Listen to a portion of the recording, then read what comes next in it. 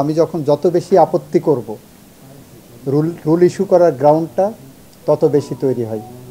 তার মানে সরকারের এখানে কিছু বলার আছে। ফলে রুল ইস্যুর ক্ষেত্রে লং স্ট্যান্ডিং ট্রেডিশন ছিল যে খুব বেশি আমরা আপত্তি করে লাভ হয় না। জজ সাহেবরা বলেন যে that is the best ground for issuing rule. তারপরেও আমরা বলেছি যে আপনার রুল ইস্যু যদি করতে চান, ওনারা মাইন্ড মেকআপ করে ফেলেছেন, সেখানে আমরা তো জবাব দেব, আমাদের তো সুযোগ আছে, আমাদের 8 সপ্তাহ রুল দিয়েছেন।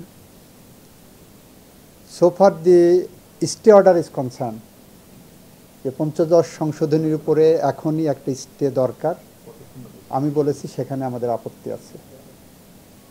আমাদের এই অঙ্গনের লং স্ট্যান্ডিং প্র্যাকটিস হলো স্ট্যাটিউটির উপরে কখনো স্টে হয় না। ওনারা আমাদেরকে শোনার পরে যদি মনে করেন this amendment is void ab initio, সেটা ডিক্লেয়ার করতে পারেন। কিন্তু এই স্টেজে এসে স্টের ব্যাপারে রাষ্ট্রের পক্ষ থেকে আমরা একটু আপত্তি করেছি।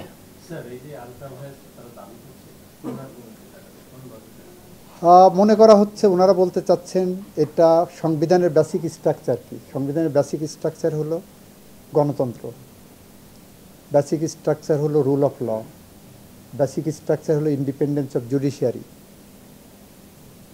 এই বেসিক স্ট্রাকচারে হিট করেছে পঞ্চদশ সংশোধনী।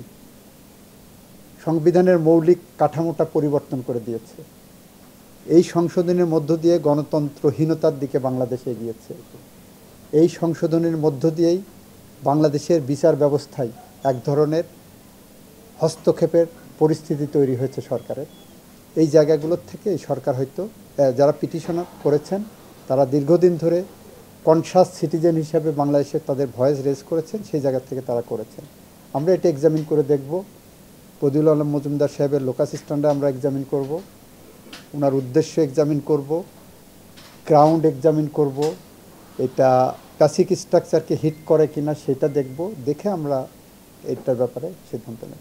আমরা একটু সরাসরি সম্প্রচার আছি, যদি আমাদেরকে আরেকবার একটু বলতেন, সাথের কটা স্টে করতে চেয়েছিল, পরে করেনি, আপনি এটা আপত্তি করেন? আমি বলেছি যে রুল ইস্যু হয়ে গেলে it has become sub judice, সুতরাং অ্যাজ এ হোল রুলটা হিয়ারিং হোক, তখন আমরা এটা বিবেচনা করব। আমরা তো সরাসরি সম্প্রচারে আছি, যদি রুলটা কী কারণে হয়েছে, পঞ্চদশ সংশোধনী অ্যাজ এ হোল কেন সংবিধানের সাথে সাংঘর্ষিক এবং আল্ট্রাভাইরাস ডিক্লেয়ার করা হবে না, সেটাকে বলা হচ্ছে।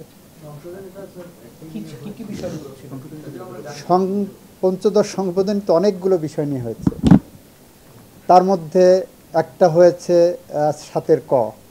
7 ক দিয়ে তারা এমনভাবে করতে চেয়েছেন যে ভোট ডাকাতি করে ক্ষমতায় থাকতে পারতেছেন, কিন্তু অন্য কোনোভাবে কেউ যাতে না আসতে পারে, তত্ত্বাবধায়ক বলেন, নির্বাচন প্রক্রিয়াকে স্বচ্ছ করার জন্য বলেন, সেটা যাতে না আসতে পারে, সেটা একটা ছিল। বিচার বিভাগের কন্ট্রোল করার জন্য অনেকগুলো উপাদান ছোট ছোট করে দিয়ে দেওয়া ছিল। ওনারা এটা বলছেন, আমি এটা এক্সামিন করে দেখি, তারপরে বলব। দ্রুত শুনানি নির্ভর করে অনেকগুলো ফ্যাক্টরের উপরে। রিট পিটিশনারের আইনজীবীরা কতটা তাড়াতাড়ি শুনানি করতে চাইবেন সেইটা। আমাদের উপরে রুল যে 8 সপ্তাহের জন্য ইস্যু করা হয়েছে, আমরা ডকুমেন্ট পর্যালোচনা করে আমরা সিদ্ধান্ত জানাবো।